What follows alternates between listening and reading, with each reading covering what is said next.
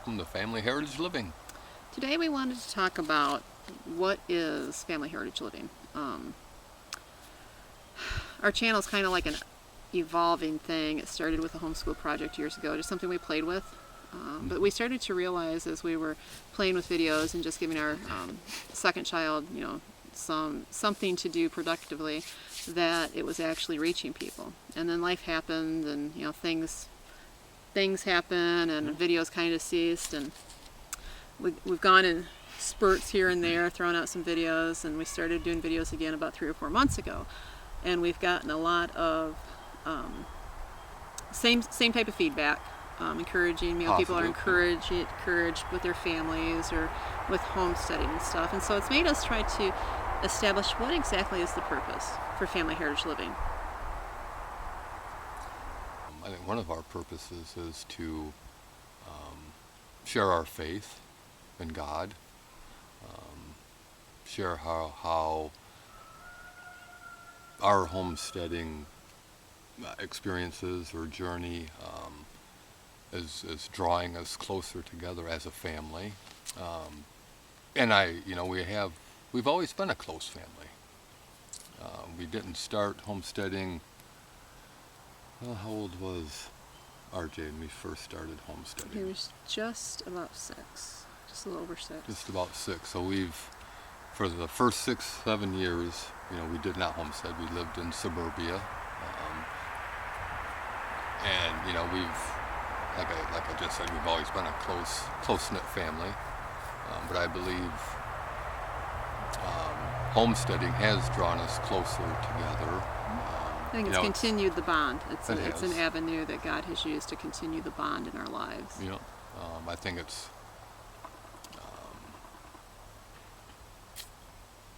one way for us to show the older 2 boys now are obviously adults, but responsibility, different responsibilities.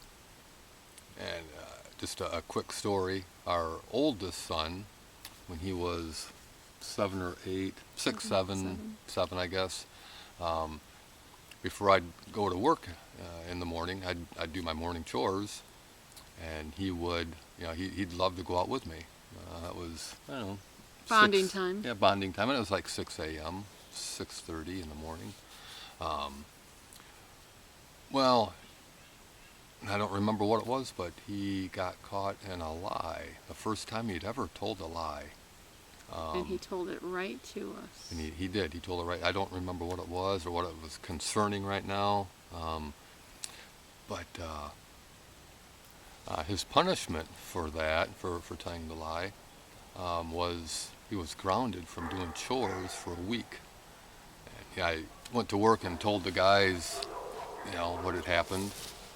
And they all laughed at me like, yeah, right, what kid's going to think it's a punishment not to do chores? But when he was told what his punishment was, he broke down crying. Oh, First, he sobbed. He was sorry that he had lied. Yes. That was a big deal for him because he'd never lied. He thought he was going to get away with something, but he knew he shouldn't do it. And when he got caught, it proved that, oh wow, being sneaky doesn't pay off. Right. And then so he was sorry he lied to us, sorry he got caught, sorry that he told us a lie, and then he was horrified that he was not going to get to do chores with his father. Yep. And to this day, almost 20 years later, he has not told a lie. He has. I know you guys are sitting there going, "Yeah, right, whatever." But that's that's the type of unity that has been created in our family. There is a beetle on the very top. Yeah, right on the top of the car. I saw it crawling up the. That's the type of unity that's been created by God's grace and through working together. We're just honest with each other. Kids are going to try to get away with stuff, and he did, and he failed, and had he gotten away with it, would it have changed things? Maybe, I don't know. Right. Thankfully, he was called out on it, and it affected him enough that he was devastated that there was a wedge. He felt a wedge between him and his father for that time period. Of course, obviously, it wasn't something that we kept reminding him of the whole week. It was just he didn't get that privilege, and now we joke about it, and he's like, "Can I get grounded?" 25 years old, he's still doing chores on the homestead, and he's, "Can I get grounded for a week?" Hey, all you gotta do is tell us a lie. but the responsibility that comes with the homestead, it is a unity that so many families lose out on today, because They do. for us it's a lot different too, because we work from home and we homeschool. But even when Ron worked away from home, it was still important that they spent that time together, doing chores together, gathering firewood together. While he was at work, the boys and I, we did school, and we did household stuff. We did bonding stuff that I included them in my chores, and you tried to make it fun. It wasn't always fun, but it was family unity. Yeah. Life isn't always fun. Life isn't always just play. It's work, but work can be fun. It can, enjoyable. And even when it's not, when it's hard work, you can encourage the positive aspect, of the development and the personality and the responsibility. Well, I think some of the, our homesteading, that has brought joy to our family. It has. It's brought heartache. It has. We have had monumental moments in homesteading. Okay, first off, remember, we've homesteaded at all levels. Okay, we've had, a goat and a few chickens. We've had lots of goats and lots of chickens. We've had, goats that have been dry and no milk and had to buy the milk. Chickens that wouldn't lay and had to buy the eggs. Still feeding them. Yeah, so now we're doubling up. I've had to buy the hay or the feed. Had to pay for the firewood. There's been confinements there in our homesteading adventures, but we've just tried to make persevere. Yep, and focus. Our focus again through homesteading has been. Our focus again over homesteading has been family unity. Yes. Homesteading is just a part of what defines our family, and it's been an enormous attribute for it. But I think our goal here with Family Heritage Living is to encourage families, to encourage, whether it's through homesteading or through just showing bonding time within our own family, that people will be encouraged and realize that families can work together. Absolutely. We don't have to be separated to have a fulfilled life. We don't have to be working away from the homestead or schooled away from the homestead to have a fulfilled life. You can have a fulfilled life that way if that's what you choose, but you can also have a fulfilled life right within your protective walls. And a lot of people, I think the thing about that is a lot of people are afraid to talk about it because, you say you limit your children by doing that, but that's not true. Our children have always been more comfortable with adults than with children their age, mainly because children their own age misbehave. Well, kind of another old story. I won't get into the whole story, but when our older two, when they were the 5, 6, 7 years, if we were back at that time, we did go to, Mickey D's and whatnots, and even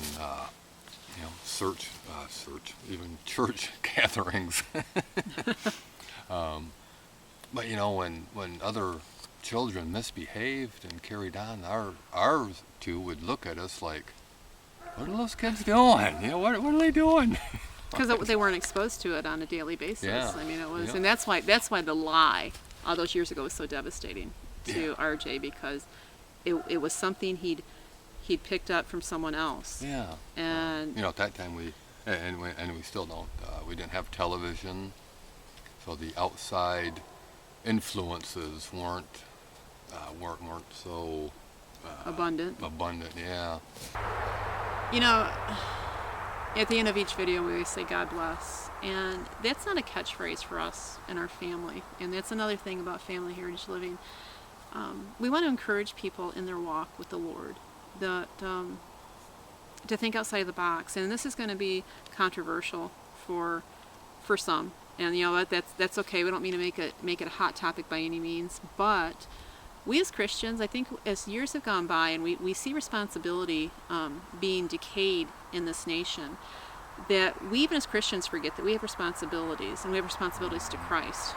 And we get caught up as Christians. It's easy to get caught up in all the materialism and all the have-to-haves, and so many people believe that you're only blessed by the Lord if you prosper financially, or if you have the new cars and the new homes and the new clothes. And there's a warped mentality there.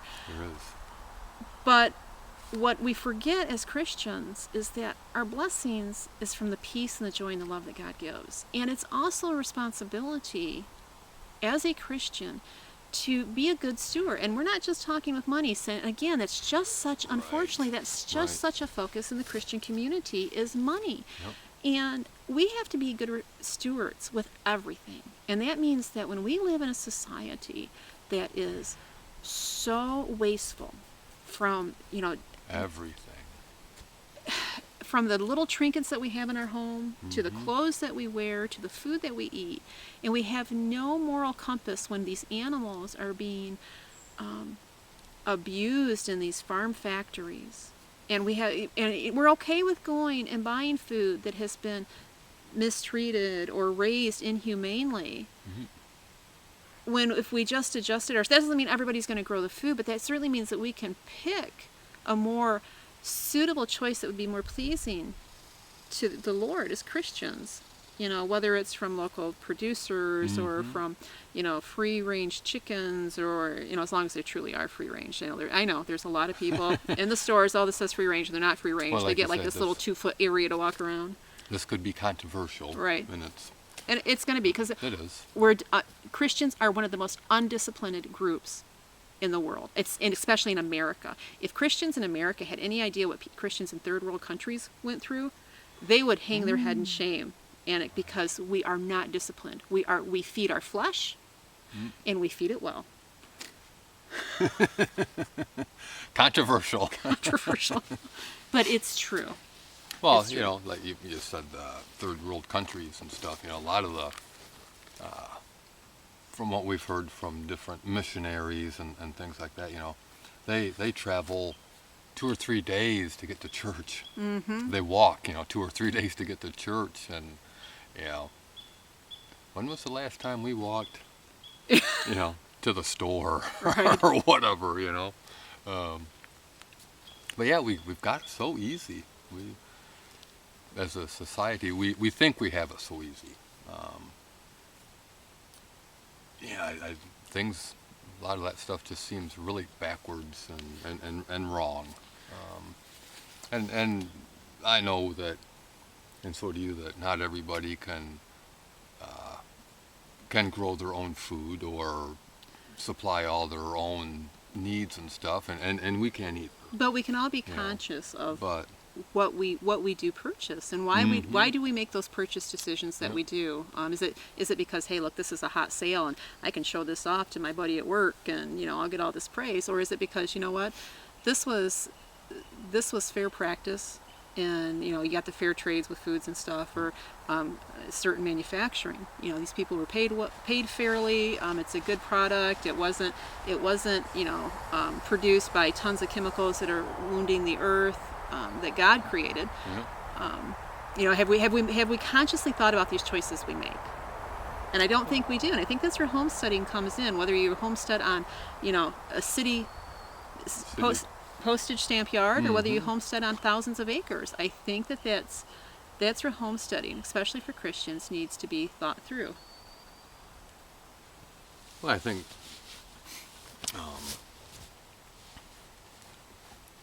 I guess I'm not going to put the blame solely on the church, but it seems like in so many areas the church has dropped the ball.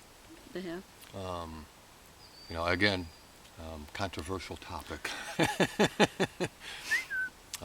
But I think the church has dropped the ball on so many things, and I don't think at so many different levels, and I don't think at first it was intentional. No, I don't think it was think so just either. Because they didn't want to be offensive. They wanted to, they really just wanted to get the word out, the word of God out. But I get think people in there, I think the problem is when we do that, if we're only structuring part of our life on the Word of God, we kind of lose our convictions. We do. Did they, little by little, did the church start losing its conviction? And now you look at some churches that, again, a hot topic, abortions and alternative lifestyles are fine. They can find them. They can find where it's fine in the Bible. And it's just not true. It's not the way it works. You know. When we got married, we've been together since a really long time. Did you forget? No, I didn't. I just thought, boy, that's a really long time ago. Do I want to really date myself here? When we started raising our family, we got converted. And the Lord showed us His saving grace. We didn't start homeschooling right away. We didn't start homeschooling until about 4 years later. We were saved in 1993, Yep. and we started homeschooling right about the time that we started homesteading. Yeah. Yep. And we have kind of dated ourselves. Okay, we did. We were amazed. Back then, it's different. Okay, today is totally different because you've got all these. You got YouTube and you've got blogs and you've got areas where people that might not have support physically around them, they can find it somewhere else. They can be encouraged in the choices they've made in their walk, whether it's being a stay-at-home mom. And there's, back when we were raising our first 2 kids, being a stay-at-home mom was hard because everybody wanted. You were like the only one that we. And we were diehard churchgoers. I mean, we were diehard churchgoers. That church was our life. It was. But we could not find support for me being at home and us being homeschoolers. I mean, you would think, well, why couldn't you? Well, because you know what? A lot of people fell into the financial spectrum of wanting things. Yeah. And we had just made a decision that we would just go without. And it was hard. It was hard when, Ron couldn't find support from the men, because their women were working. And I couldn't find support from the other women because they were working. And they all had new cars, and they all went on vacations, and they all had money to go out to eat. And we never did. And they were all really in debt. They were all really in debt. Not that we weren't. Yeah, I mean, we debt, were but too, but just from different we weren't choices. Really in debt. We were. And today it's wonderful because we see, 20, 25 years later, a whole new generation coming out saying, you know what, I want to be home for my children, or I want my wife to be there for my kids. Well, you just asked, I'm going to interrupt. You asked RJ just the other day what he wanted his family or his wife. Now, we used to talk about this all the time with the children, to think about it. Think about ahead. What do you want for your family? What do you see? And make sure you guys are on the same line. He's 25. A few years have gone by since we've had a conversation, and just out of the blue, something said, just say something, see what he says. And what did he say? Well, because I said, what if you said you're 25 and, the Lord's been preparing a woman for you somewhere, and someday you will meet her. So when He brings her to you, you got to make sure about a few things. And I said, do you want her to work? Do you want your children homeschooled? Do you want your children to go to public school? What is it that you want? And make sure that she's wanting the same thing, or you're going to start off very rocky. Yep. And he said, honestly, I like what we have right here. Now, that's amazing. It is. Especially since a lot of people look at what we have and say, what do you got? But I think, that's the family unity that God has really instilled within all of us, and especially our children. Especially our children. I thought that was I don't know if compliment, or I don't know if that's the right word or not, but when he said that was. Well, that was. I think because of the generation that we brought them up in, and just going over some of the issues that we had, not having the support that would have been nice. Yeah. We questioned ourselves a lot. Were we doing the right thing? Would the kids be better off if? Fuck school. Would the kids be better off if I went to work, so we had 2 incomes, and then we could have all these things that everybody else seemed to have? Or would there be more companionship for Ron and myself if we were able to communicate at the levels of other people with 2 incomes? we question them from time to time, but most of the time we had just satisfaction that we knew we made the right choice. I mean, don't get that statement wrong that, we questioned, because we did know we made the right choice. But sometimes, parents question themselves all the time. Sure. So over the years, here we are starting all over, living in a trailer at this point, and a lot of hard work, and just wondering where their mindset is at the moment. It was nice to hear. Mm-hmm. That was very encouraging to hear that. And to be honest, I don't think I really would have expected anything different. Yeah. But Sometimes you're surprised. sometimes you are, absolutely.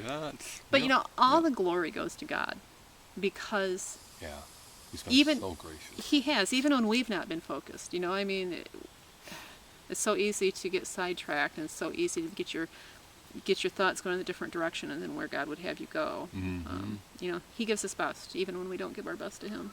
He does. He does. Even when it doesn't seem like it, when we say, life happens. Well, it happens for a reason. It does. God doesn't just. He can take a bad situation and make it work for our good. That doesn't mean that anything that bad happens to us, we're not going to always find good, but He is able to turn it into our good. He's not a genie in a bottle. We can't treat God like that. But He is faithful. He is. He is. Praise God for that. What else? I think that's pretty much it for this one. Checking out her crib notes. So, what is Family Heritage Living? What do we want to convey to the people that are so good to take time to watch us? We want to encourage you in your family. We want to encourage you in your walk, and we want to encourage you in your homestead dream. And they all kind of, for us, they all come together. I mean, it's they all mesh together. So, well, maybe our subscriber numbers are going to drop after this video, but that's okay. That's what you need to do. Maybe it'll pick up, but we appreciate everybody that watches and subscribes. We appreciate you. And just keep us in your prayers that the Lord, directs and guides us on what kind of videos to make. God bless.